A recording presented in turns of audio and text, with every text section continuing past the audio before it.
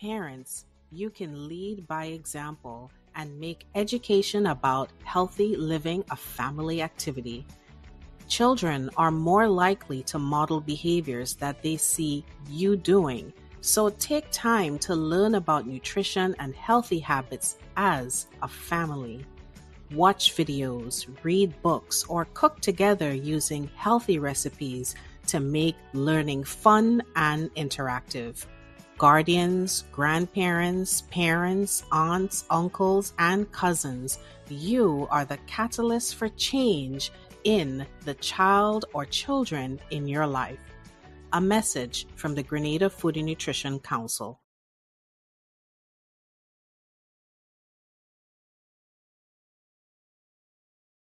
Parents, you can lead by example and make education about healthy living a family activity.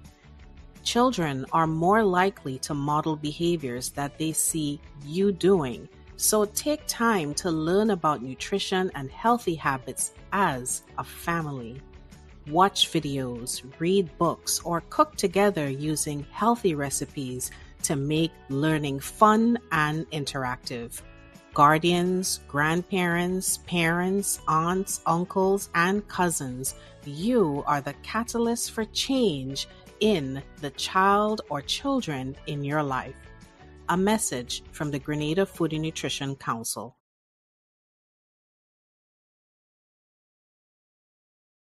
And 1 FM, bless and pleasant good night. And it's a pleasure to be back in studio with you guys on another. Normally on a Tuesday night is a Hope for Men program, but we have a very special program tonight. And I almost say, Trevor, I almost say Tuesday night, but it's not Tuesday night tonight, it's Thursday night. And as you know, I may have saw that we are doing our annual health walk this year, and the focus is preventing and overcoming childhood obesity. So tonight we have a very special guest who is going to be joining us from the Grenada Food and Nutrition Council, but he's no stranger to us. You understand? No stranger. Trevor, what's on your mind, boy? Because you have a lot there. Yeah, well, it's a very interesting topic. Yeah. Because it will benefit all of us. Yeah. And I think we all have a responsibility to take care of the body. Yeah. But not just our bodies, because if we do that within our family, we run in a road of becoming extremely selfish. Right? We have a responsibility to care for those who God has entrusted to us, and that is not just our wife. It includes our children, and of course our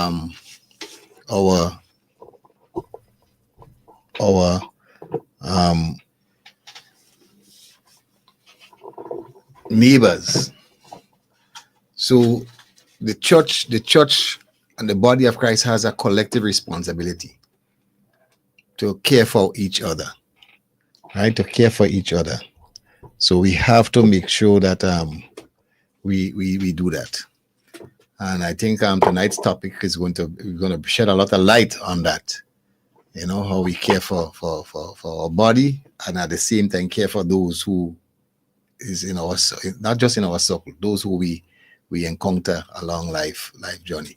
In fact, the final thing I want to say is that the Bible, it's surprising that faith and health overlaps in the Bible.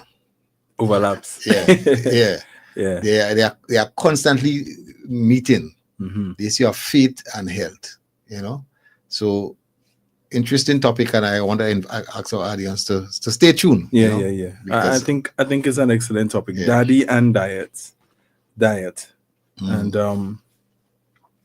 as we know, it's Hope for Men, and we want to narrow down tonight to the perspective of how fathers, the role that fathers play in the children diet. But let me just bring our brother on the screen with us. Good night to you, my brother. Akeem. Good night. I hope you can hear me. Good night. Yeah, we can hear you properly. Loud and clear. Good. Okay, good stuff. Right.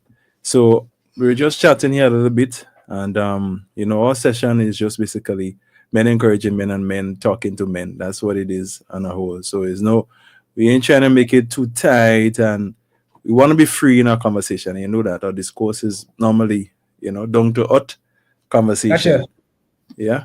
So as we think and ponder on this topic here, daddy and kids diet, it tells me a lot that we as fathers, we have a role to play. And a whole lot of things running through my mind tonight as I think about that. You understand? It should. It's a whole lot of things. All right. So I think this conversation tonight will be very interesting. And you're the nutritionist in the midst. So the bulk of information will be coming from you, but we will share our perspective on the matter at the Sure. same time. So I will allow you to reintroduce yourself and lead on with it. Yeah.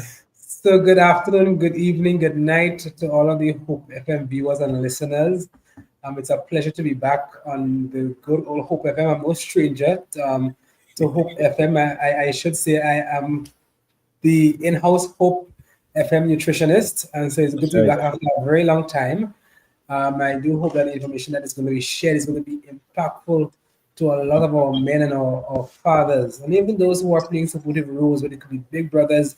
We're talking about the role of men, and so fathering is a role, yes, for persons who are bearing children, but we know that many people can play the role of fathers in the lives of young people or children in a home. So yeah, it's a Yeah, pleasure to be here. definitely. Amen. Yeah, well, Let's pray. that's Before we- right. before Let's we, do that. Lord, we covet your presence with us tonight. Yes, Father. In our own self, we are weak and frail, but we need you. So we ask for the empowerment of the Spirit of God tonight Yes, to take Lord. control of our thoughts, our mind, our emotion, Lord, everything. We surrender to you, we submit to you.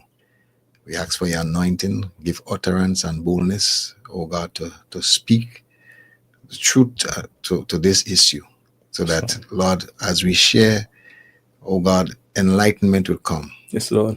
God, understanding will come. And of course, it will lead to wisdom that people could walk in to make the right decisions and the right choice. Yes, Father. We pray that this evening's program will be a blessing, oh God, to every listener, not just now, but, oh God, those who would listen in the future. Yes, Lord. And we give all praise and glory and honor to you. In Jesus' name, Amen. amen. Right. So, that is it. So I was just thinking, boy, and when I think about the topic, the thing that comes to my mind is the things that fathers do to quiet down their children, the things that they do to get their children to comply, by feeding them. That's where my mind is going. Like, you all know the situation. Most men, when their child or children cry for something, they don't run for a stick of sugar cane. They don't run for a carrot or cucumber in the fridge. They don't run for, something. If you check what I'm saying, most times they run for something sweet. They run for something salty, and they give it to the child. I mean, I know mothers just do it too, but tonight we want to focus on what the men do. You understand what I'm saying? But that's just my train of thought here. Right. I think to be, from my perspective, how I saw it before, I believe that it will change. It's changing and will change tonight. Yeah. Right? Is that you want to just get the tantrum to end, Under control. or the crying to stop, Yeah. or the nagging. We could consider them to be nagging us. Yeah. To be brought under control. So anything that comes to our mind that we think will appease that Mm-hmm. is often our first choice, which as you correctly say, may not be the best True. choice. And part of that has to do with our own selfishness, in that we want to go back to doing what we want to do. We want to be undisturbed, you know, and that also is a lack of giving the child attention. Okay. Giving them your full attention, your undivided attention, because sometimes it's not something they want to eat. You know, it could be your attention they want. They want your love. They want your conversation. They want your fellowship. So sometimes they do that to distract us. But we thinking that, oh, you want something to eat? Look, take this. But really and truly, sometimes is your time, your presence, your undivided attention. You know, I remember, you know, my son-in-law sharing something that happened, that he was having a conversation with his little daughter. She was about maybe 3.5, 4, and she realized he was distracted, maybe watching the television, and she said, "Daddy, focus, Daddy, focus." You understand? Right. So the bottom line is, we look for an easy way out, and food is a snack is often the way out. Easy way out. Is the way out. Yeah. But Akim, in your experience and your based on your knowledge and your learning, is there any term that you learned about that describe that which we are talking about here tonight? I don't know if there's a term for it. There's a way we call it, and it's something that we have been taught to avoid at all costs. Is that we don't ever reward a behavior with food. And okay. It's a no anywhere you go, because what we are doing is that we are associating food to behaviors, and we are associating food to particular outcomes. That's never a win-win for anybody. Okay. Especially when as you mentioned, it's because we seeing a little tantrum happening here and there, and it's either because we want to be fixated on doing what we want to do that we don't want to commit the time, or two is because there is something that child wants, and that child somehow has more patience. You know, sometimes they trying of our faith work at patience, and you would think that with age we've had more trying of those faiths and we should have more patience. It seems as though that child who has recently come into the world and who has maybe just 4 or 5 years compared to somebody who is 20 and 30, that just seems to have the fortitude to wait out that long game. I want this and I'm not going to stop till I get it. That seems to be what we see happening sometimes. The challenge with this is that children are smart, and they may not be smart consciously, but that subconscious brain that God designed is actually working at 150 miles an hour. And so as the parent, sometimes you may have, let's say you were trying to get a child to eat something healthy, and you know that child is throwing tantrums. What you're actually doing is that you're reinforcing to that child that, okay, every time I behave that way, that is going to respond in that particular way. So whether it's throwing tantrums to get what they want or to get your attention, when you give them food, you're actually strengthening their minds. Like, okay, so I am going to react this way to get a particular outcome. So they're now picking up a learned behavior that they're going to weaponize and use on you, and you're not even realize that it's happening to you. But it's something that we want to be mindful of. We don't ever want to reward children with food, because that's a concern, man. I have a follow-up question to that. Why is it fathers seem to fall for that more and more? Is it true? Is it true though? Is it true? I mean, sometimes food. I think we sometimes fathers tend to want to be the nice ones. You know, they want to be the easy chill. So sometimes, I think it's a give and take. Okay. If it's girls, I found if it's girls, fathers tend to have a little soft side. When it's the boys, it's the other way around. You know, but typically with the girls, I think that's what we tend to see a lot. So I think, like in Grenada, for example, and as we're doing the Walking with Hope, and the agenda is to bring awareness to the public out there that there is an issue in the schools and in our nation with young children. I mean, just today driving by, I saw a young child, and I'm like, wow. You know, they age. Like I ain't saying we were malnutrition growing up, but when we malnourished, sorry, when we were growing up, but I don't know, maybe we were more active. What do you think is contributing towards that spur in obesity that we are recognizing in the nation's children?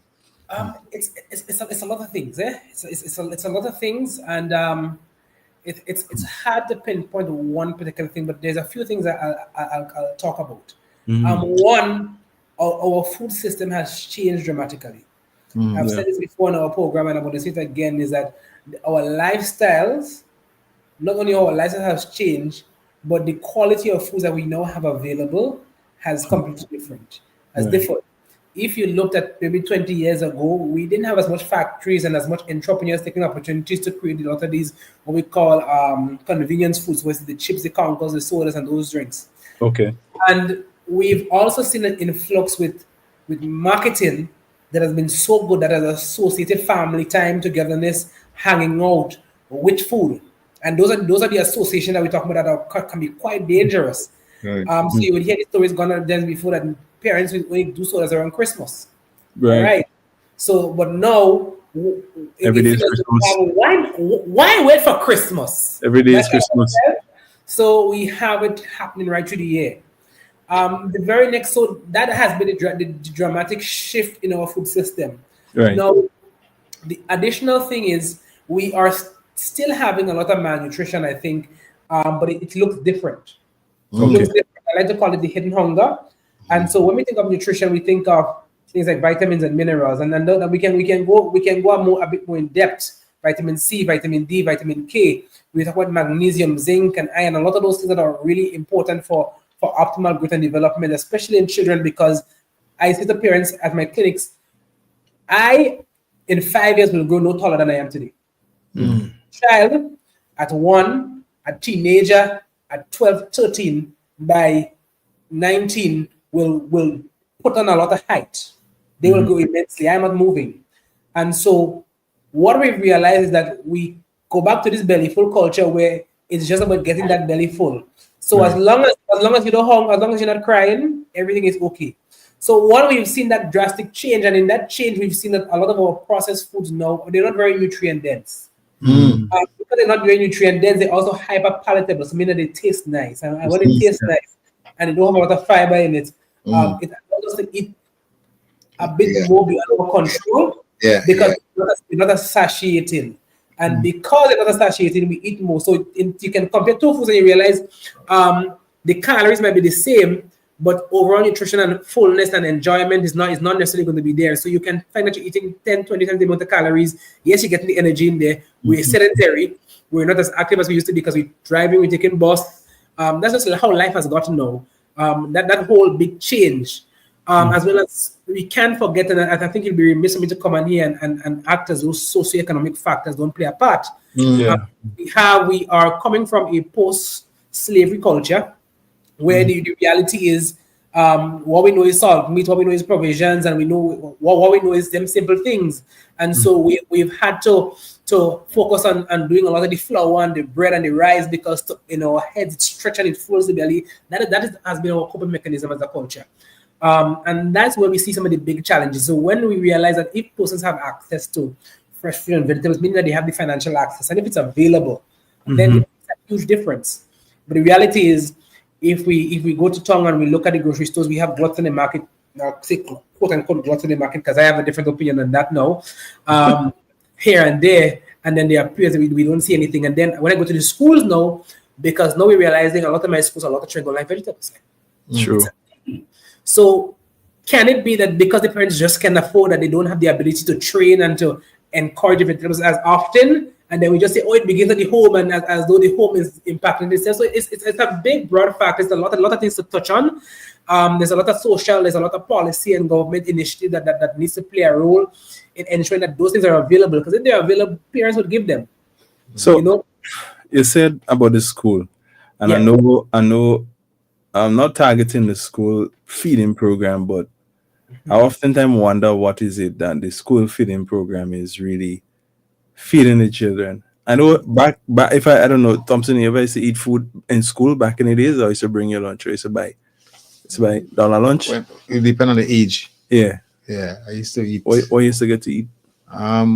You would get lots of soups, Right? Like split Yeah. peas, Split lentil peas, peas, yeah, dry yeah, peas, yeah. green peas, which was excellent for your brain. For your brain, beans, actually, for bean, learning. red bean soup. Yeah, Yeah. which especially split peas, etc. Those are excellent for your brain. Split peas and rice good and- for your. Mhm.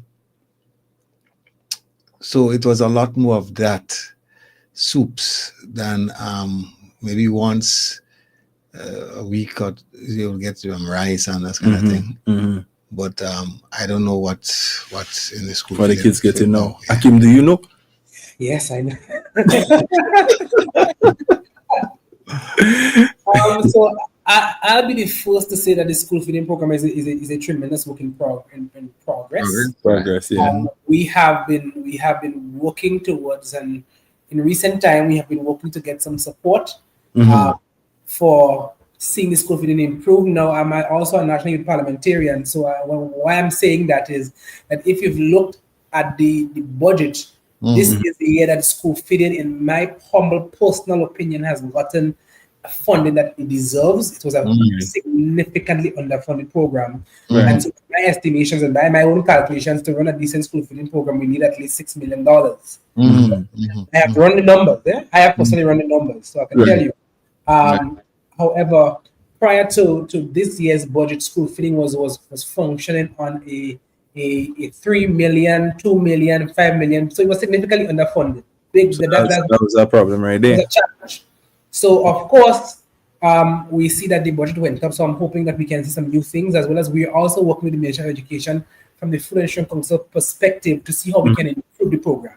So I will tell you, it's a work in progress. It's not where it's supposed to be. We're miles away from where we're supposed to be, but we, as the Food and Nutrition Council, we're working assiduously to get the program where it's supposed to be. So ideally, school feeding program is supposed to provide 1/3 of the dietary reference intake. So it's a list of nutrients and vitamins.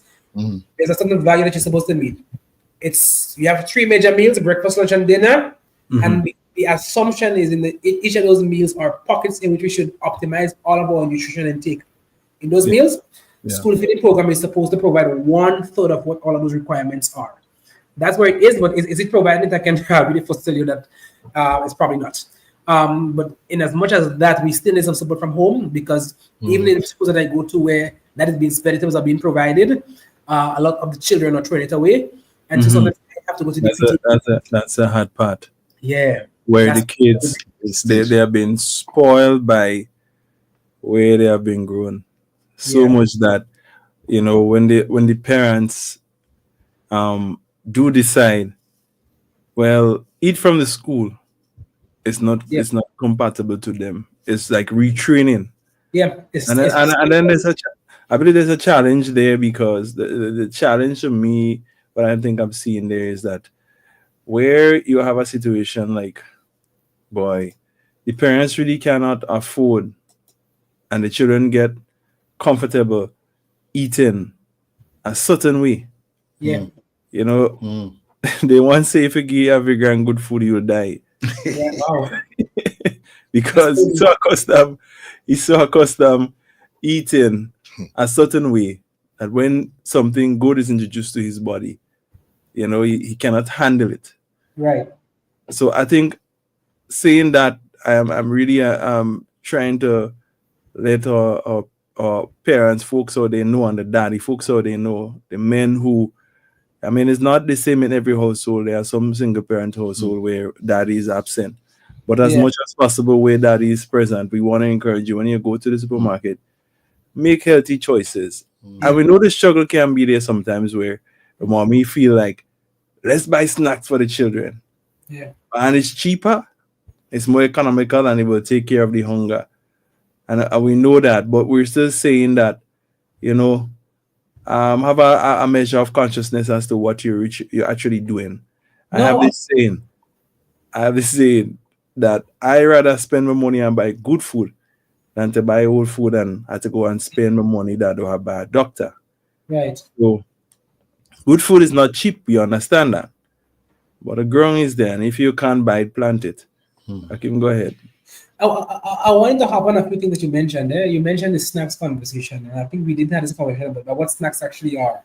And I think when we raise a little awareness, then it really helps us to frame things better. Okay. And to not be subject to the marketing, because marketers will do what they do best, and they will create the environment conducive for you to purchase. Right.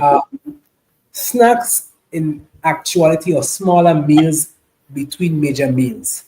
Breakfast, we have mid-morning snack, we had mid-afternoon snack, and we have bedtime snack or post-supper snack is what we call it.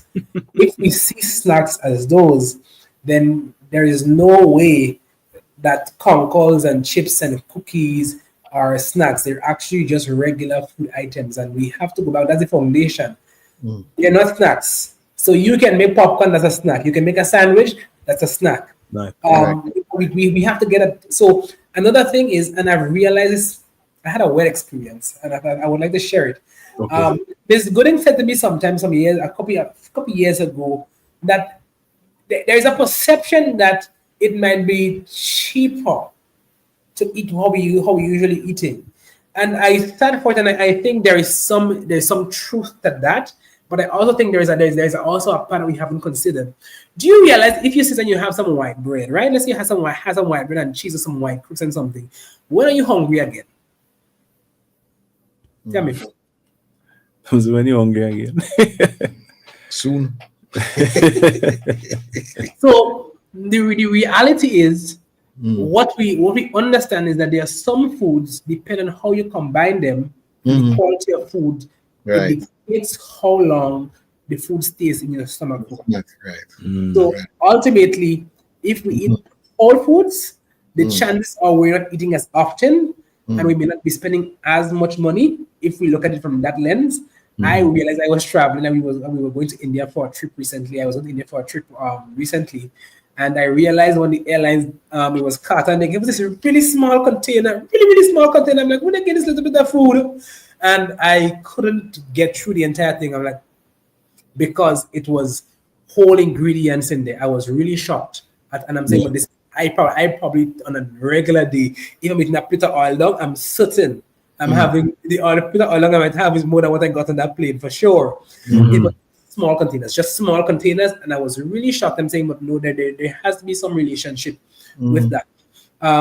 And I really think that if we really go to sit and look at what we're cooking or what we're preparing, we're realizing that we may actually be doing our children better if we try to send a fruit, send some nuts maybe, and if we just try to put a few extra hours into just setting those healthier snack options. Because at the end of the day, right, daddy going to the supermarket to come, and he's choosing to purchase these conkers and chocolate and all these factory thing that we call snack. I mean, we ain't burning nobody down, but at the same time, we want to be real. Yeah. And the cost of an apple and the benefit of an apple or a piece of watermelon. Yes, we know watermelon is not cheap, but it's about $5. Some of these snacks are actually about $4.50, $3.50, right? But that $3.50 that might taste good or even better than an apple is not doing your body better than an apple. So you could buy an apple instead for the same money. You understand what I'm saying? And if you're buying multiple snacks, I'm just saying you can buy grapes, you can buy some plums, you could buy different things and introduce the children, like have that conversation. You know, people and other people allow. Yeah. Laziness is that kind of thing too, eh? Well, that's why Akim was saying that the issue of marketing plays a significant role in that. I wanted to kind of come back and focus with the issue of the role of fathers. The important role. You are kind of alluding to it just in that you're saying, hey, fathers, you have to take a little more responsibility in the home, in when you go to shop, you know, what you pick up, what you bring home, because that in itself is setting a trend and a pattern. What's in the house they eat. Yeah, and if they see you when you go to your first thing, you're going to buy the snacks and you put that Become says, norm. that Habits. says, that's Yeah. they send a message, you know. Habits are created. And then Akim talked a little bit about the costs, right? And you talk about the cost too. Right. That when you compare the cost, it may appear as though you're getting a value for money, but in reality, what you're picking up there is not real value for your money. True. So I want Akim to talk about that and enlighten us as fathers in terms of how we could, what is it we need to do better to get more long-term benefits. You made a very important point, and I've experienced that too. The food you get on an aircraft, you might be sitting there for 12 hours, but what they give you is satisfies you so much that you can't eat all. I've experienced many times. You can't even eat the white bread and the cheese and all of that. All aircraft. Well, of course. Because I travel on an aircraft and they give me some box juice and some. And that's what they give me. A snack. That's not culture. That's not we culture. Get food. We ain't calling him. But let's get down to the thing that so I'm hearing the message that we have to see purchasing of food just as an investment. Yeah. You have to. Right? So I can talk a little bit about that because you the man who could bring that together in terms of, hey, if you buy this, you get better value for your money than, you know. So the very first thing is I've very long been a believer in that you cannot give what you don't have. There is no question to that. And so father's role, the very, very first important thing is that we must know, we must understand, and health, eating, and nutrition must be important to us. We mustn't say it, we mustn't just talk about it, we must believe it, we must put our money and our mouth where our mouth is. We must put our actions and we must follow suit. So it means that when we go away, we may not be drinking as much alcohol and carrying on. It means we may not also be bringing snacks and hiding it available because the children live what they learn. They're in the environment. So we first of all have to believe. We must see the importance. We must dare to do something different. We must aim for longevity. If you believe it, I think just having the understanding of how important it is enough to see a change, because there are some things that you will not do, some lines you will not cross. And I heard the Honorable Mia Motley said it the other day. Principles matter when they're inconvenient to stand by. And so even when they seem a little pricey and you go to the grocery store, because you understand the value of what it is for you, then it means that your children is so valuable that there's a bar, there's a limit that we must not go below, because we understand the impact. That's the very first thing. We must believe it and we must know it's happening. Two, if we believe that, then we actually have to go out. We have to get the food, we have to bring it home, but we also have a role in educating our children, because naturally, some children are hyper tasters and they're hyper smellers. So even from a very early age, and I work with a lot of parents because there's a lot of food aversion that we see with children coming to my clinic. So from 6 months, how are we transitioning those foods? That's one of the big considerations. And so there's a particular way that we recommend that you transition those foods. If you do not know how to do that, you run the risk of bringing that child from 6 months into 1 year, into 2 years, and we are not making those corrective interventions. And again, sometimes I say to parents all the time, you offer some callaloo today, that child might be a hyper taster, right? And they refuse it. Some parents say, no, I don't waste my money, things expensive, let me just stop. And what you've done essentially is that you reinforce to that young child, especially if you're a father, that all right, you know what, I working hard, but if I cry, daddy will pull it away, daddy will give it to me. Full stop. Right now we've taught a learned behavior, and that's the risk. So we must believe it, we must see the importance, and if we do that, we're able to get it done, but then we have to do the things that are required. Hands down. I think believing and seeing the importance can make such a big difference. I mean, there's so much I can say, but I've often seen, I can give you a story. 2 occasions in the last 2 months, I'll say, this month and last month, I had 2 fathers walk up to me spontaneously. I met one at food fair in Grandlands, and I met another one around by the Grill Master area on Wall Street. And the gentleman walked up and said to me, he said, I didn't remember him, he said to me, I was the one at PTA meetings, and he said, I remember, he reminded me that he was there, and he understood the importance of what I said. and he was able to tell me then and there that they have made some changes and it's going very well. And so I've realized, and that those are two fathers, and so when coincidentally you talk about daddy's dad today, two fathers at two different schools, two different PTA meetings were able to meet me and say that they're making the changes. But what I have tried to do is, I think it's getting the buy-in. And that's why I say, even if not for yourself, but for what I've said to the fathers, we've seen now that the way we're feeding children is inadvertently aggravating things like attention deficit hyperactivity disorders. We are sending children to school and they're going through the school system, and we're seeing all kind of things that we don't realize that based on how we're feeding them, we're aggravating it. So you might be going through a school system. Let's say you are in grade 2, 3, and reading is a challenge, and you just can't focus and pay attention. But nobody diagnoses that as a challenge. Nobody knows that how you eating might be playing a part, and you go through the entire system. They just send you up and out through the system. You come out and you're on the block, you're lineman, not being productive to the society. What's happening? And then that person becomes a father, brings children, doesn't have the knowledge. So being the role model, but knowing that we're taking care of ourselves, but knowing that we're preparing that child, whether it's son or daughter, to train their own children.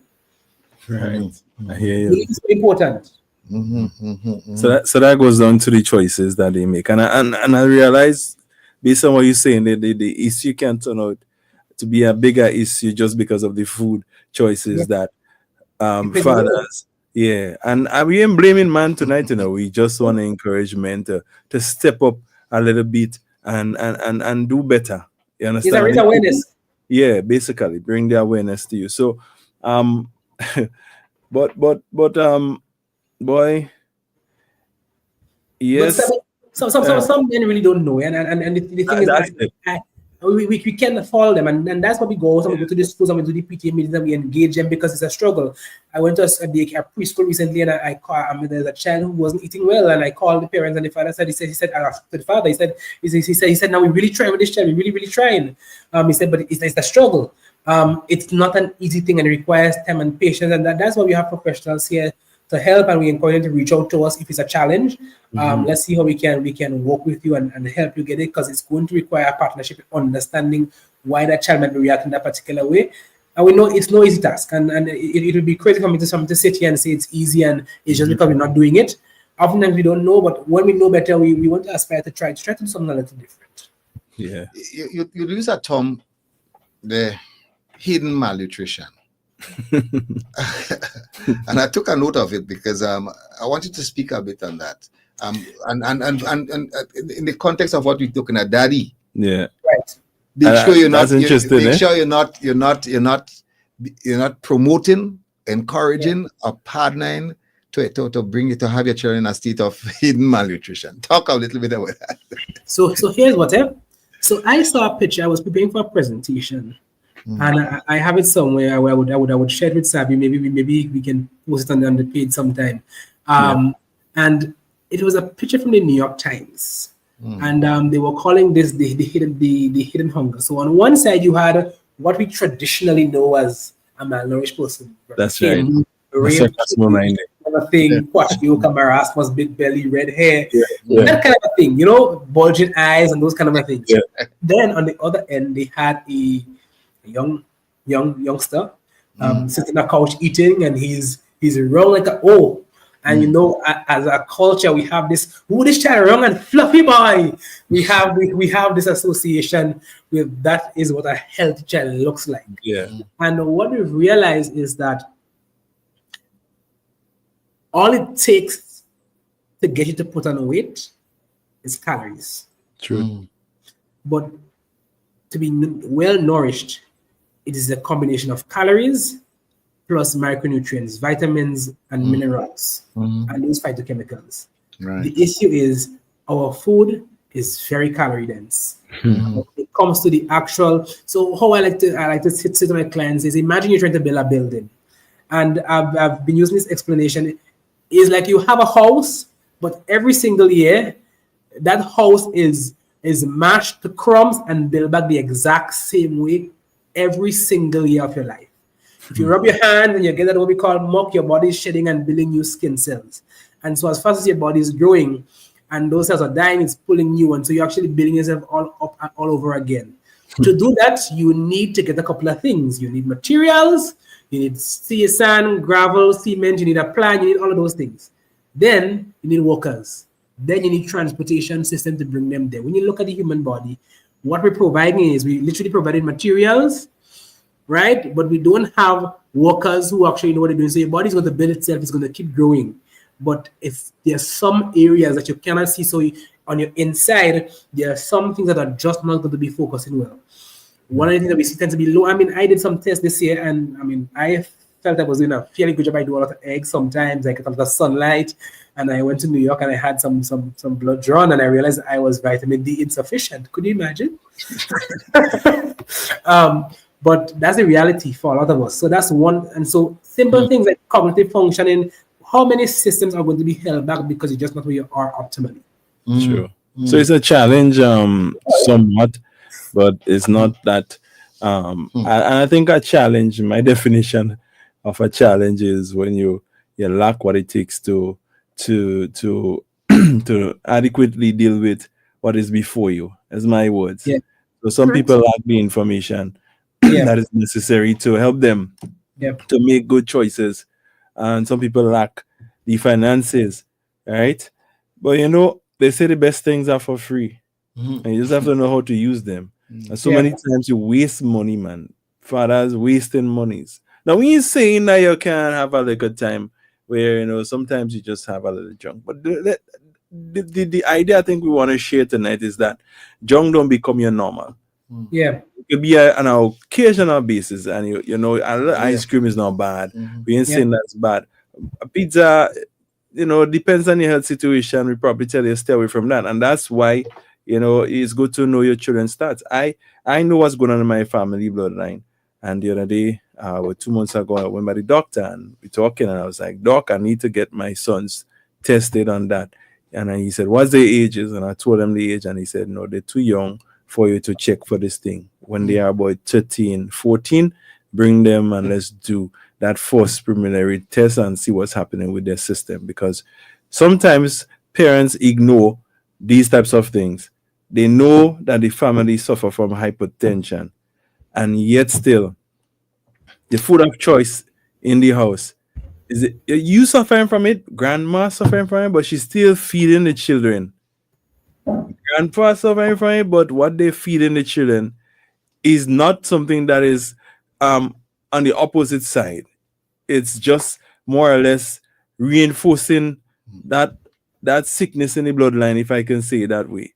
It's like too much salt is bad, but here is it. Everything. Salt, sweet, salt, sweet, every time. Go in the shop and buy ramen. Go and, we understand. But a bit, bro, when we were growing up, we eat fresh fish from the sea. A lot of that. You understand? A fresh fall from the yard. And I had fall.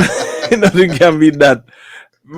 We went to fish, catch our fish, and we would use the seasoning, local seasoning.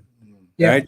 We didn't used to use no Maggi soup and them kind of things there, and cubes and things. We got fresh bush things that make your broth taste real good. You understand? And that's what we ate.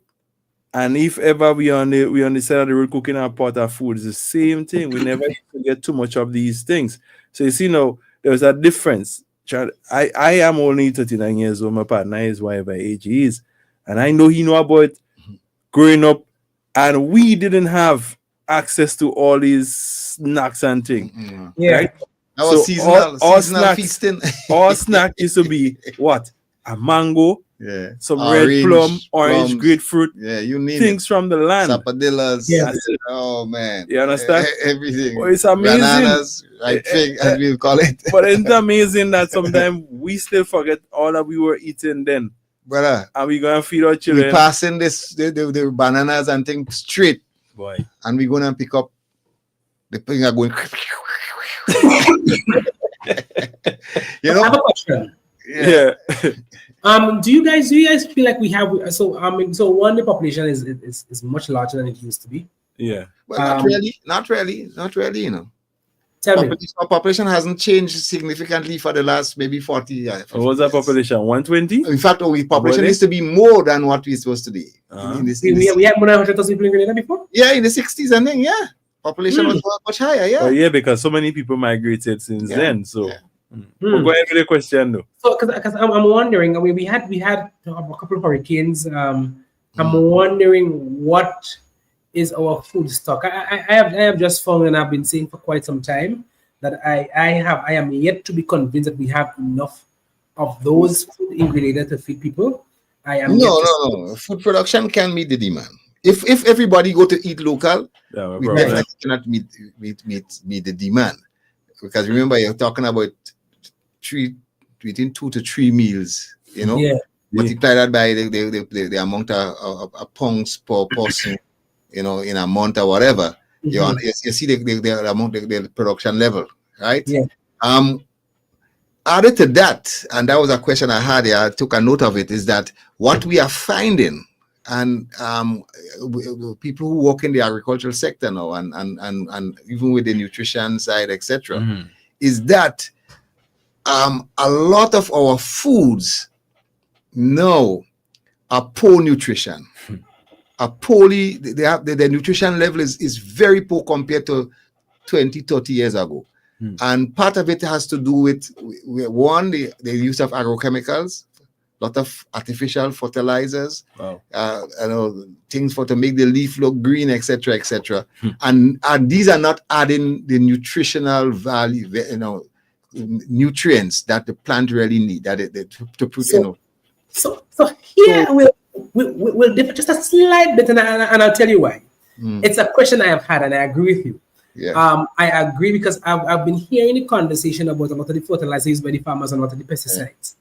And so especially when we're seeing a lot of increase in cancer, I asked someone the other day, we're seeing a lot of cancer, and I've heard, because I've been to some meetings and I've heard people talk about the fertilizer use, but I'm saying, we recommend at the council for adults, typically 18 to 60, about 3 to 4 servings of vegetables every single day. That's what the recommended amount is. I can in a broad way say that a lot of 80% of the Grenadians are not getting that. When I go to the schools, I'm not seeing it happening consistently every single day. There's a challenge for me. But the challenge I have is that, to me, there's a significant gap, because I last February I went to India to do a training on food composition. So it was the production management of food composition data, which is where we test the food to see what the nutritional value is. How do we take that information and put it into a table or a database where it can be used by the farmers, by the dietitian, by the doctors, by the industry professionals? And what I have found was, in the region, we had some tables that were produced by the Caribbean Food and Nutrition Institute.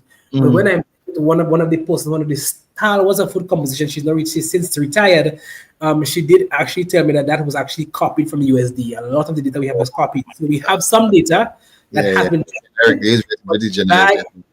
by and large, a lot of our data has been copied. So that's our research you should seriously undertake, because there is growing evidence. I've been in the agricultural sector, coming from the agricultural sector. There is growing evidence that the foods we are producing are reduced in nutritional value. Oh, that's a problem. So we can't. There's a term for it. I just slipped me. It's something like pogot. You understand? You eat your belly full. You eat a belly full, but what you had is very poor nutrition for the body to absorb. I would want to lobby for it. I think there's a need, and we have put some work, because food composition data is what I really call the added value to agriculture. Without food composition, there is no added value. People eat for a particular reason. If you're producing a particular chemical, there's a benefit to that. And so without that particular benefit, we are going to have a significant challenge. So we need to, as a region, we need to be able to test our food. We need to know what's in it. I think if we really want to fight the chronic disease, we really need to be able to compare to see what the difference is in the data to be able to have a really big impact. But it's rough 100%. Because as I think about it, like, for example, this week I met a friend of mine I went to school with, and she said to me, your friend, which is her husband, he died. Oh. And dude was like 45 years old, right? And then I asked, well, what was it cause? How? And she said he died from prostate cancer. And then I'm like, is that in his family? She said, no, not in family, nothing. He was just there and took him with a pain, checked the hospital, and then when he checked, he had prostate cancer. And not long after, he passed away, right? And then I was just driving there, the radio was on, and they were doing a program. They were saying that Grenada, as it stands now, seems to have a they say, well, I mean, I don't want to say I believe it, but because I still think we are a small nation comparing to the nations in the world. But it seems as though prostate cancer is on the rise. And now listening to you talking about the whole idea with the food and so forth, it's like, boy, is there hope? It's like it leaves you to say, well, grow what you're eating, make sure you buy all your food and grow. But then we have another challenge where water is concerned. And I mean, and that's where I think there's a challenge for fathers now really wanting to see their family being healthy. This thing can frustrate you. And sometimes, bro, it does frustrate me too. Just this afternoon, I was frustrated. I ain't lying. I was frustrated today. You understand? And I was frustrated about what to eat because I care about what I eat. So I'm like, Lord, I don't know what to eat. And then I had some fish and I just grilled the fish in some olive oil. You understand? And I just ate something else with a lettuce and something with it. And I cool myself because I always say lately that sometimes, and that's the next area we could look at. I was looking at overcoming and preventing obesity. And Akim mentioned earlier on is because of the caloric intake in the country. Men and the food generally, there's so much of that high in calories. And I've been saying to myself lately that we don't need a lot of food when the day comes. I'm not working construction work. I'm in an office sit down most of the days of my life. I'm not busting a sweat, the AC is on. Why do I need a big bowl of food? You understand what I'm saying? Why? So I've reduced my intake. I'm very conscious of that. Because I'm conscious of that, sometimes I watch my sons and I say, listen, do not overdo it. One of my sons, when he ready, probably make some pancakes and he want to fill up the bowl with syrup and it's the pancake swimming inside there. I'm like, no, that's what you call what's the word that number they use where, and if you don't talk to your children about those things, that's what I'm saying. That's why daddy have a role to play, where it's like you're excessive.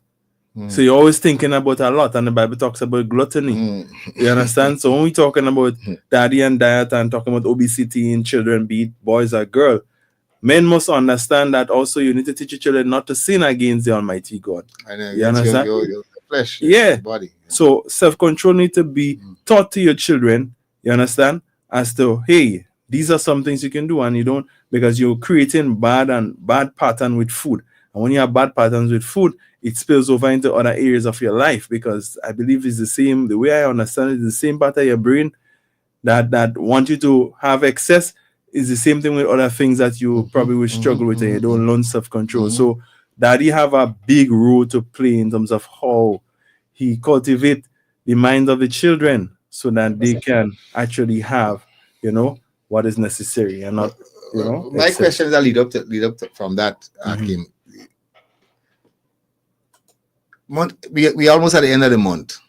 Most people are going to the supermarket to shop for groceries.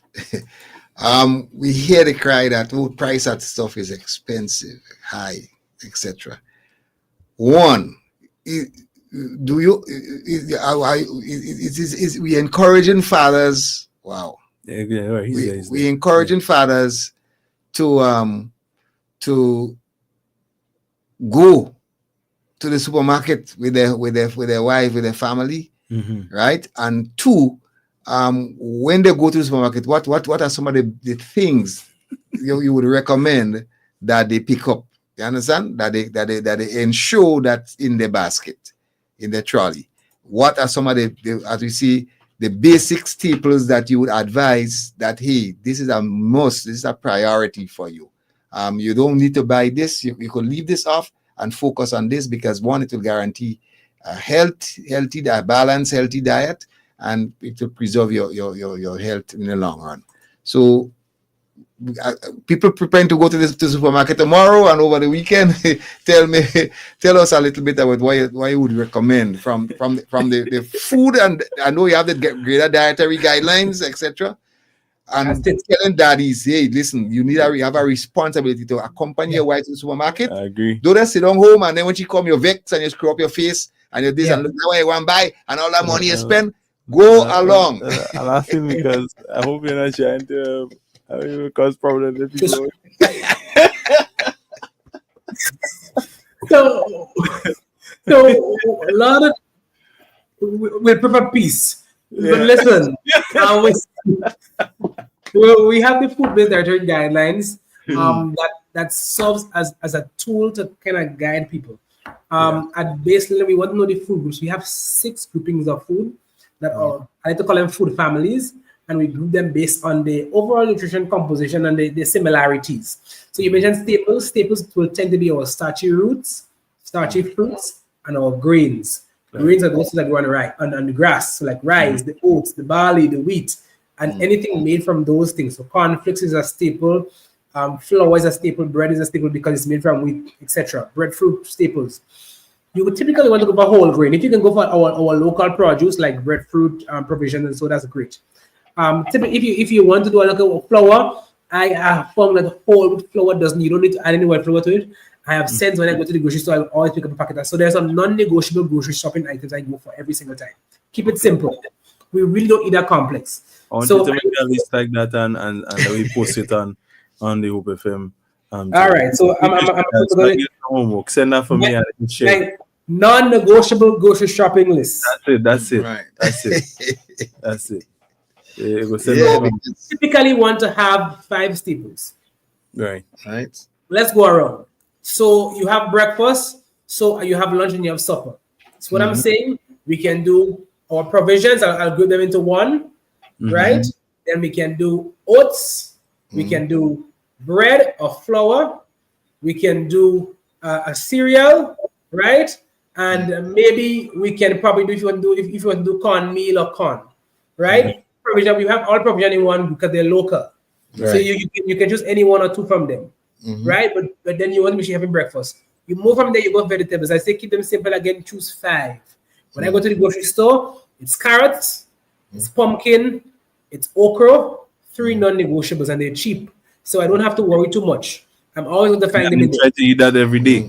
Right. You keep them in your weekly right. Incorporate it. I either do lettuce or I can do cucumbers for a salad if I choose, or less than cucumbers, but pumpkin, carrots and okra, and mixed eggplants. Yeah. Another cheap one. So I haven't said cauliflower, I haven't said broccoli, I haven't said Brussels sprouts yet. I haven't called asparagus, all of those typical American, North American things that we think are healthy. And I'll get to what we have here. If you have a little callaloo drain behind the house, you have a little spinach. That's 2 things you don't have to play. You don't have to buy. Right. Already on the chart. And I mentioned those 2 because they don't require any attention. You plant them. Regardless of what the soil is, they will come.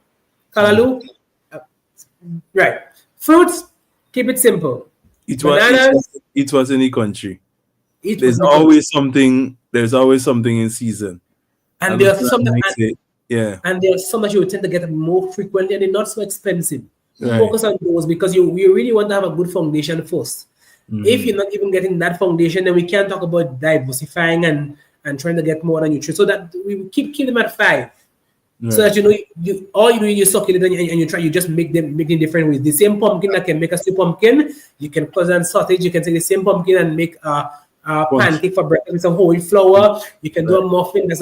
So again, vegetables doesn't always have to be in the traditional way, plain Jane on the plate. You have kids, pancakes are a great option. Cook that pumpkin down, make it in a whole wheat pancake. That's a great one. Do a muffin, a pumpkin muffin, whole wheat flour again. That's whole grains and that's vegetables in there as well. Very important. It's a no-brainer.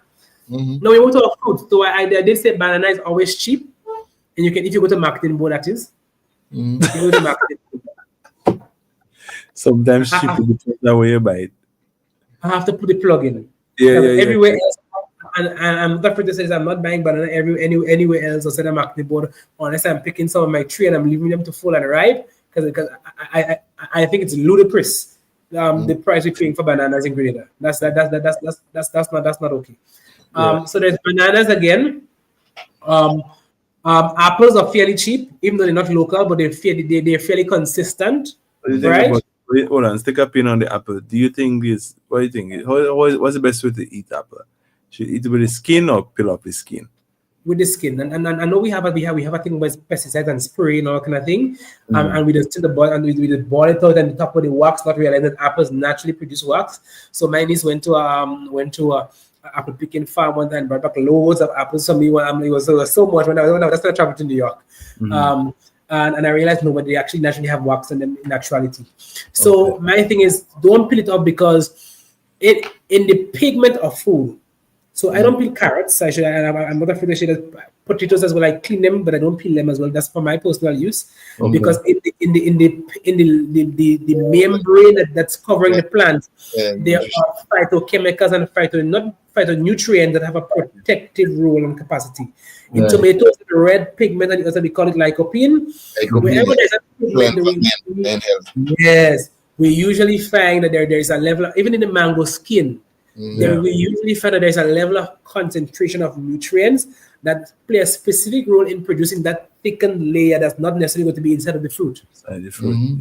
So it's really about not trying to go too crazy, but eating the whole thing. Make sure it's washed clean and you're good to go. So those two, and I'll say 3 local things. Mangoes are in season. We have cashew sometimes. We have golden apple. So 2 bananas, you always get bananas. I think the banana market has been fairly consistent. That an apple, I cannot say that I haven't seen them almost all the time. The other 3 I leave them seasonal. Watermelon, you have, you know what I mean? You have passion fruit. So what I realize is that you see, when I try to get hungry in a house, hunger does make you bite what is available. Yes, it's a very annoying thing. It makes you drink what is available. So if a father and a mother working together to ensure that their children and they themselves are also healthy, because what goes for the children, it goes for the parents too. So if you stock your food with those type of things, your fridge and your cupboards with the right things, then when hunger hit, this is why you're gonna go in the fridge and bite. This is why you pull out from there. You have some cashew nuts, you have some peanuts, you have some what's the nuts that you gave me the other day? Nice nuts. Pistachio. No, that wasn't pistachio. Walnuts. Yeah, be right. Walnuts, interesting. Nuts and greens. You have some of that in your cupboard. You know, rather than putting this artificial thing, put some natural thing in the house. You understand? Yeah, and it's simple. We don't have to go crazy. Just choose 5 of every food group. And focus on those for the month. I mean, if you could plant some. But I've usually found whenever people don't succeed at getting this done, is because either of a lack of knowledge or a lack of planning. Top 2. Is that they don't know, we're not planning. And that's where the frustration comes in. Because if you know listening to a program like this tonight and you want to make a difference, but you then take steps to buy or to grow those good foods. I just always say I can't plant everything. The farmers have to get money to send their children to school, so I had to support them. Right? I am not a farmer. I ain't gonna cut no bush and one thing. And I see it as a way of helping another person. They work, they get money to eat, and I get some food, and I feed my children, and the money get to circulate in the community and in the society. So my thing is, why you do that? My thing is you have to turn your device. My thing is you basically have to do. You have to support too, because you want to support the local economy just the same. Support the people who plant, and that's the way how they eat. So I think stock your house with what you want to eat and make it healthy choices. Well, I think we also want to. As I agree that you may not be able to grow you know, and now that you have dry season, etc. True. You know, you have the seasons where you may be able to grow some carrots, some cabbages, lettuce, etc. In your backyard. But there are a lot of practical things you could do. Right. Like for example, your herbs, chives, celery, you know, etc. Something growing easy.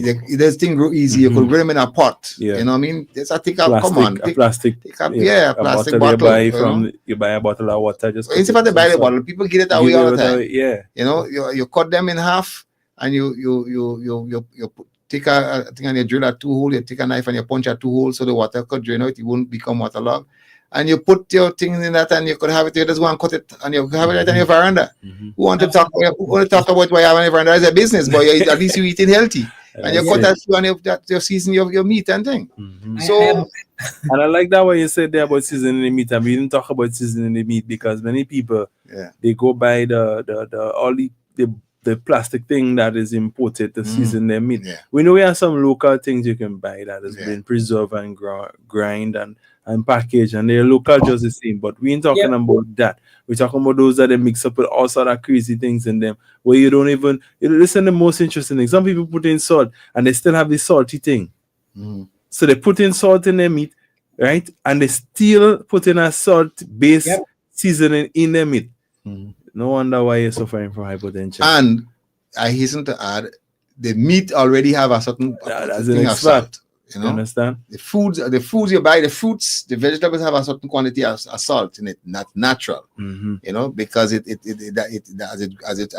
fruit comes into being, that is part of the whole fruiting process. So sometimes once you begin to limit the amount of salt, you realize that your taste for it, for the artificial ones or the sea salt, diminishes, and you begin to enjoy the natural salt that the food and the meat has in it. So you see, we're talking about for men. More or less, I think what we're encouraging men to do tonight is to start to reculture the food habits in their house, like what you consume. Now, obviously, the challenge is going to be there when you start, because you're breaking something. That child is going to start asking you for that sweet.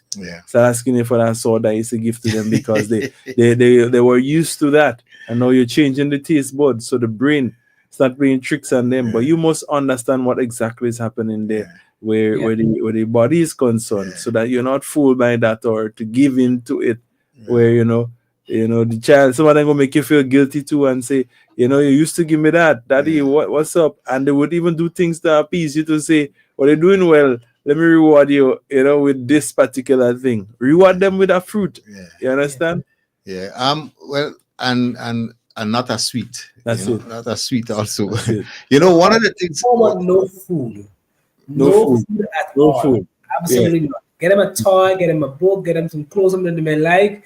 We really, it's best practice now, because what we're seeing a lot of eating disorders. And it might be happening here, not on a large scale, but it's a really big thing. So we really don't want to be not with food.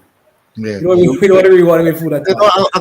I had an experience where I cut salt from my dad. Okay. And brother, the first couple of days, you thought it was going crazy? It's like I had withdrawals, like if I come off some kind of drug. You thought it was going crazy? Like, you understand? Yeah. Like how a man who on some illicit drug would behave. That is how I was literally feeling in my body. Yeah. Just because that salt was removed. So I could understand that this thing is powerful. Yeah, with the children. You understand? So and you have to, so that's why you have to educate them and let them know, hey, this is for your own health, for your own best interest, that we cutting that from our dad, because it's gonna make all of us sick. So we need to adjust.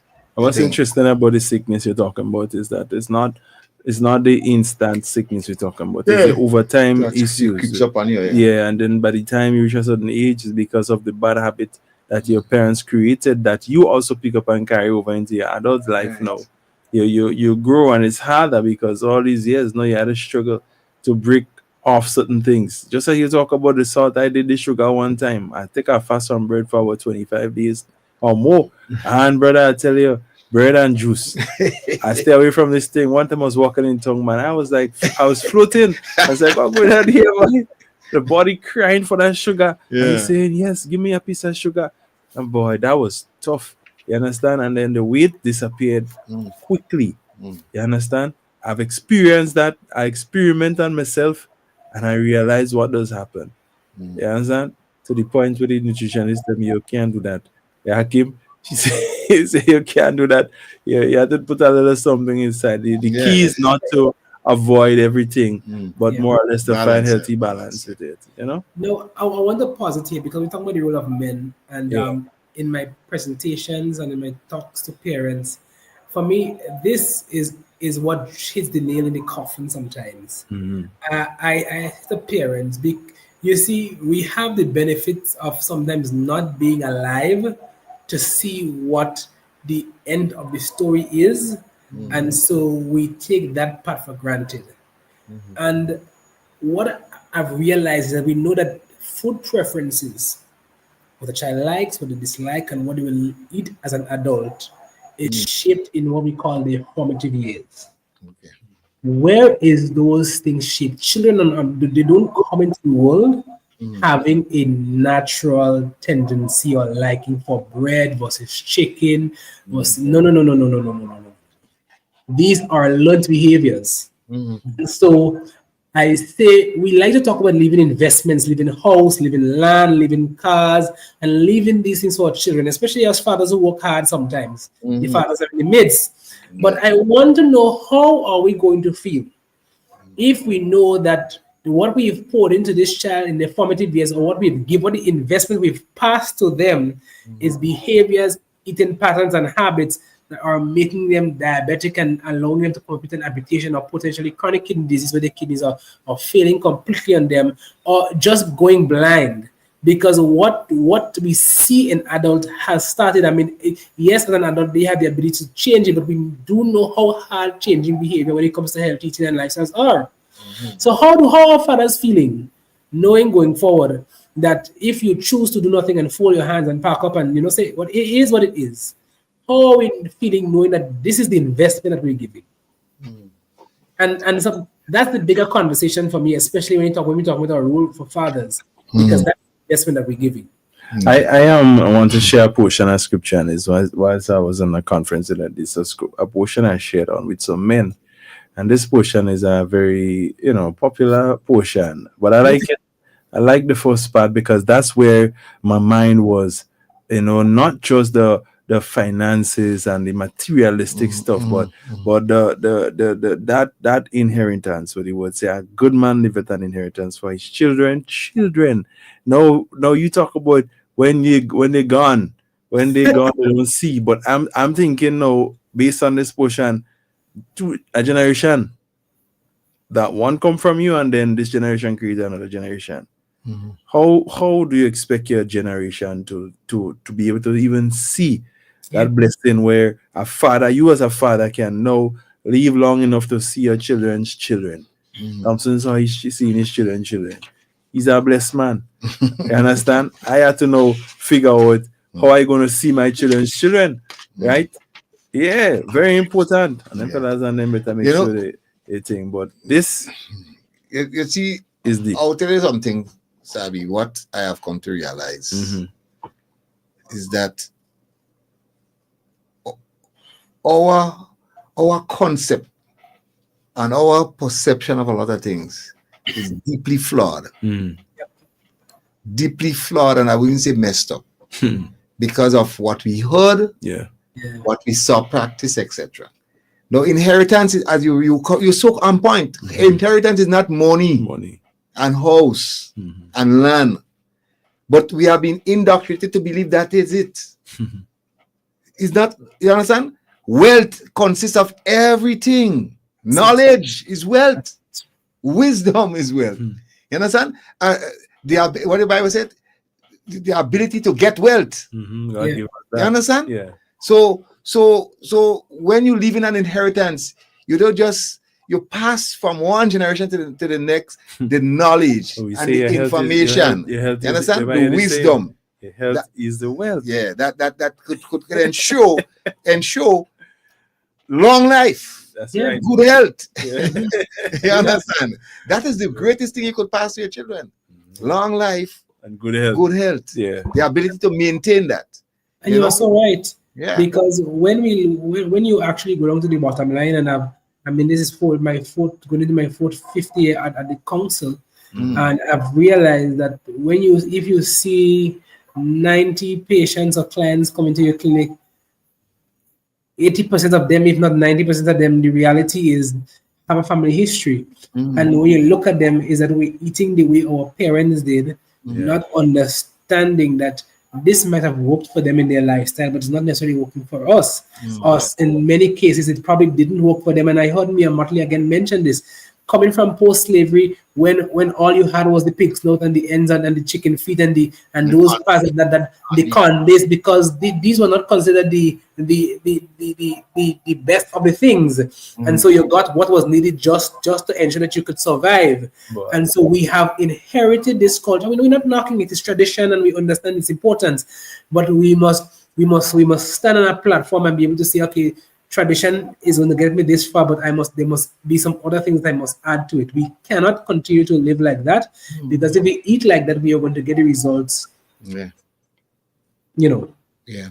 I mean, a crazy thought crossed my mind, yeah. And I'm laughing at the thought for myself. Because like, for example, in Tongue, if you're going to get some food in Tongue, where in St. George's and in Grana's, do you know you can actually spend $20 and get yourself something that is like what we're talking about, where you balance. It's balanced, not plentiful, but yeah. And I think honestly, Grenada is lacking some healthy kitchens. Yeah. And I can understand why it's about money and things. So like that's why we say if you want to have that type of food, you have to cook it yourself, because when you go there, look at the plates. Yeah. I mean, guys, if you're listening to the radio, Grenada Food and Nutrition Council does have a lot of ads. We played the whole every day. Just last week we played every day. We played one of the health dietary guidelines for Grenada. You get it on the station, and 3 times a day. And the encouragement is always try to eat healthy, try to eat food I eat. They tell you how to eat balanced meal and so forth. I hope and pray all listeners just pay attention to it. You understand? Yeah, but we know if people have to make money and that to survive, but at the end of the day, you have a choice still. Fathers, mothers, you have a choice. So not because it's advertised mean that you have to patronize, but most people think just because they're hearing about it, it's a deal. Bro, let me tell you something. Well, we as fathers and then we know sometimes we eat certain foods and it make you sick. True.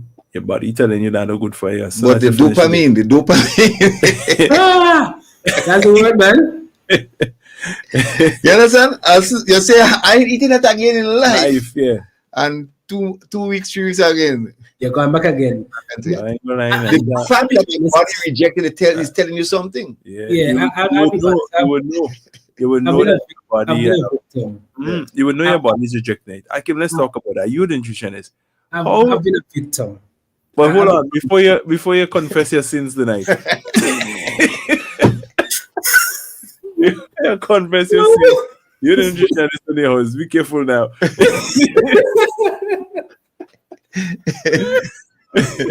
I make you forget my question. I don't know. How you know when your body That's it. How do you know when your body is talking to you? So how even then the children? I could share my personal experience. Children will come and tell their parents what they're experiencing, but yet still parents will not listen. But I can tell us, you're nutritionist before 1000. So there are a couple of things, the first way that you usually pick it up is going to be by how your GI feels. So sometimes what we know is that there's something that we call the gut-brain connection. We know is that around our digestive area that we have a large collection of nervous tissue, and the foods that we eat, we have what you call those microbes, or I like to call them little people that help us, that line our digestive tract. So the probiotics and so forth. When they also consume the breakdown of the foods we consume, they produce neurotransmitters. And then those neurotransmitters then goes directly to that nervous tissue around your stomach, which automatically gets to your brain. So typically you have something to eat, and you're feeling groggy, sleepy, you can't function, you're out of it, mentally distorted, a lot of those different things. First of all, that's where you go to. Even before you get to that mental feeling of not function, you're feeling tired, sluggish. Those are some real common things you want to look for. If you're feeling upset, nauseous, you want to vomit, those are some early signs that you would go to automatically. Outside of those, it's pretty much going to be long term. But where you usually see them happen is if you're eating a lot of overfried, burnt oils, and the oils are rancid. And those typically are where you're going to find those. If you person using a lot of salt and a lot of sugar combination, a lot of different things, oh yeah, you ethnic fatigue is going to step in. Yeah. Right. Let me tell you something. Maybe we're going on 10 years now. I can't remember. But you see, you describe exactly what was happening to me. And I heard a little voice saying to me, stop eating that. Anytime I smell the thing, I'm getting upset. You understand? Have you ever taste something and as soon as you taste it, it's like something, it goes to your brain. And it's like, it goes to your brain and your brain says to you, something saying, nah, that is not that too much, that is not. Or don't eat that. Yeah. Body talks. Talks to you. Tell you that your body talks to you. And I stopped eating that product, brother. So I've not regretted it. So how do we make a tie with the children in this case? Because they don't know that. All they know is what their tongue is saying. If you get me. Right? It's the taste buds that is operational. Right? But I think no, that's again, we have to reiterate that. You have a part. You have to train the children taste bud. And you have to learn to talk to them and tell them about that. You understand? And then it's hard sometimes. We talk about that multiple times on the station, where even on Team Family program we talk about it, where when the children now leave home, your training must be strong enough that when they're in your absence, they would understand what you taught them stays with them. You understand? Even when they grow old, it'll be easy. That's it. Even when they grow older, when they're around friends. When they probably meet a wife, or I know that could be a challenge. But this supposed to be the influence. But if it is healthy, and that's the thing, you see where this thing does grow into as you talk about later on your children, but even the children's relationship in the future. Because if you're accustomed eating KFC and a roti every day, and you're accustomed eating Royal Castle, or you're accustomed eating the one by Riza. But that one tried to catch me, but that one didn't work. Right? The one by is So if you're accustomed eating them things every single day for your lunch, and you're buying them and carrying them home, when your children come, they're looking forward towards that. Yeah. You know what I'm saying? And I understand sometimes it can be rough, but at least try your best to, that we trying to encourage men. Men, try your best. Women, you too. Try your best to. But, I came as we talk about that. Just as we wind up, let's talk a little bit about the benefit of home cooked food compared to what you purchase. There's no denying. I mean, the very first thing is that you know what you're cooking. Right. That's right. You know what you're putting in it. You're not putting any kind of weird chemicals, because a business person's number one priority is money. Profit. And wherever that is, your health is never going to be the priority. Never. The vision of the person operating the business is, I want to make money and make it at all costs. And quick and fast. And unless in that person's vision or the scope of the establishment that they say, no, we're a facility or a kitchen that promotes healthy eating, forget about it. It's not going to happen. I want to start one like that, but I don't know what the price will be like. So your price has to be comparable. It will be comparable. Product. So in the whole food system, we have to that's a bigger conversation. The next thing is, if you're cooking your food from home, we know that foods that are cooked and prepared close to harvest, right? Close to harvest are definitely going to be more nutritious. You have control over how you cook your food, how long you cook it for, how it's presented, and so forth. Two, you save a lot of money. Listen, about it, a soup, because my natural go-to now, if I don't cook, the safest thing I've been able to go to right now, if it's not a Subway, it's going to be a soup. Automatically. That's the safest thing I'm able to rationalize in my head. Yeah, that's okay in town. Trevor, may I come and talk about the subway? Right? Go call him.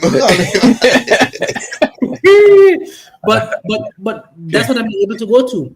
So automatically, though, you know if a good soup is $15, you can probably get a pasla chicken for $5, $6, $7. I mean, I think the price go up a little bit, right? You get another packet of carrots for how much? For $5 a packet of carrots. That's leaving with about $3, $4. I'm sure you can get something and put in there. Ultimately, you're saving a whole lot of money in this hard economic time. Food is expensive.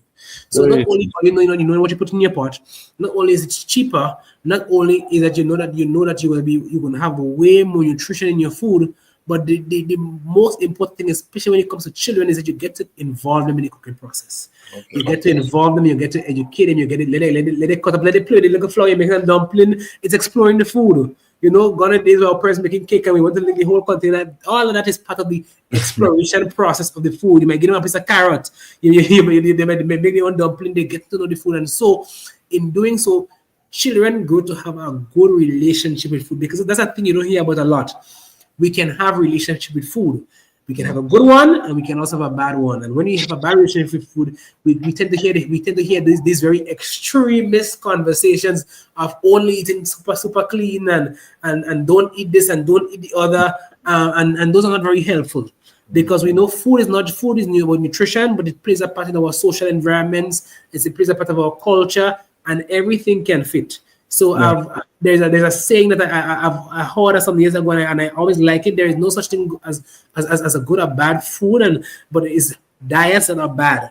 When we take individual foods and we combine them together, we make a diet a way of living. That's when it becomes bad. If you eat some fries today from KFC, you're not good. That's not automatically going to make you bad, or it's going to mess with your health. It's not going to be in the score. It's not going to be a big deal. Mm-hmm. But if that's what you are doing, your diet is breakfast, lunch, and supper, morning, noon, and night, every single day, 24/7, then we have a problem. Truly agree. True. I like your answer. Yeah. Because balance is important in everything. Yep. We said it more than once for the night. So we want men to understand they have a role in playing in terms of the diet, not just for the children, but the household. And that's why, men, you're called to lead and lead right. You know, sometimes we understand mommy can be saying, you know, that is it, get that for the children, you know, they can be and so forth. But you have to be forceful. You could reiterate the benefit of eating healthy and be conscious and talk about what you believe and try your best to live what you believe. You understand? So that even though they're probably not following, it is mentioned. Mm-hmm. And it's in the get support. That's it. Get support. Get support. That you can suggest them, mommy, let's go and do a local nutrition council by the Food Nutrition Council. Get some support. So what's available? What's available? What's available as you're saying that someone can just come to the... They can call the council and they can book an appointment, right. And then they can have nutrition counseling. That's one of the things that are available for them. Yeah. Right. Also, this is mostly for our chronic disease persons living with chronic disease. So sometimes I usually bring the family inside. If you're at our local clinics, so that's health centers, and some medical sessions across the island, we have nutritionists offering medical nutrition therapy at those clinics. Mm-hmm. So you can talk to your doctor if you're going in there and you feel like you need some help. I mean, that's another avenue that's available. Right. Well, I think that's a privilege that to know that is available for people here in Grenada. Mm-hmm. And I know the Grenada Food and Nutrition Council has been in existence for how many years, Aki? Oh, we're celebrating our 55th anniversary. The South Union Revolution in 1982, 83, 82, I think. So I think my final words tonight would be, as a nation and as fathers, as men, we can do better. Yep. That'll be my final word. We can do better. We just have to seek for the information and apply it. You know. Yeah. Make sure make sure you come with you bring your son or your daughter with you for Walking with Hope. Yeah. You know, where we focusing on either preventing or overcoming obesity. Mm-hmm. That's a message we want to go out across the nation, that obesity is becoming a problem, and all of the resulting health challenges that comes along follows it. And therefore we want to address it now before it becomes your health challenge and your problem. And therefore that walking from Old Trafford to Montrouge playing field is one way you might develop a nice thing in for You that never know, you exercise pick it up. once Yeah. or twice a You week have it. and develop your health, your protect your health. So the date for that, Sabi, is what date? Well, that's going to be on the 19th of April this year. And, we're partnering with the Grenada Food and Nutrition Council because we believe that there's a dire need for such information and awareness to go forth in the nation. So, again, if you guys are out there listening, we want to encourage you. You could go onto the Hope FM Facebook page, and there's a link in the description there. Once you read it, you will see the flyer is actually pinned to the top of the page. So that's Hope FM Grenada. You can go there and you can even register so we would know, your comment. Registration is free and there's no fee. We do have some t-shirts available, or if you want to make a special order, I'll put up the design soon time. It's quite similar to what's on the flyer. So we have some t-shirts. We don't know the prices yet, but we'll let you know as soon as we find out. You can make a little order, or you can register for free, and we can always let you know that these are available and the special orders only. We're not but we have some of our previous t-shirts, Walking with Hope, so these are still available for purchase if you want to look a certain way, like what Trevor has on him tonight. Let me see you stand up and go back like a more. So that's Nice. it. Walking Walking with Hope. This year we Walking with Hope. Last year we did Walking with Hope, and it was about kidney awareness. The previous year we had one. What was it about, Thompson? Do you remember? Diabetes. Yes, it was about diabetes. So, every year we try to take on our project to bring awareness, doing our part in the nation, because that's one of the mission of Hope FM, and that's how we try to keep that in the minds of people. All right. So, Akim, any final words, boy? The final word I'll leave with the audience is something that I like to leave with everyone. Nutrition, health, and wellness matters only because there are things that we are called to do, or there are people that we are called to be. For parents, the child and the doctor, the future lawyer, nurse, whatever it is that you envision that child to be, it is going to happen, and it's going to happen to a greater extent if you are able to support them in their journey. Because the one thing that every one of us, no matter who you are, will do from the cradle to the grave is eat. And if that is a consistency, it means that we cannot just leave it to itself. A system left to itself will not flow to disorder. If you don't take the opportunity to guide and to steer what your children are eating, what's happening is that you're holding your hands and allowing the producers, you're allowing the marketers, you're allowing all of those big companies whose objective is making money to raise your children for you. The result of that is not what you would want. And so we really want to encourage parents to take up the role. Fathers, take up the mantle that was given to us, given to you particularly as men in society, and let's lead the charge, promote healthy eating environments. Healthy eating environments. Can't say it again, because environment is where it matters. Definitely. All right. So doing nothing is doing something, and doing something is doing something. So it's best to do something than to do nothing and still do something. That making sense? 100%. So we'll end on that note. And guys, we want to say blessed good night to you. Thank you again, Akim, and we will connect for another program.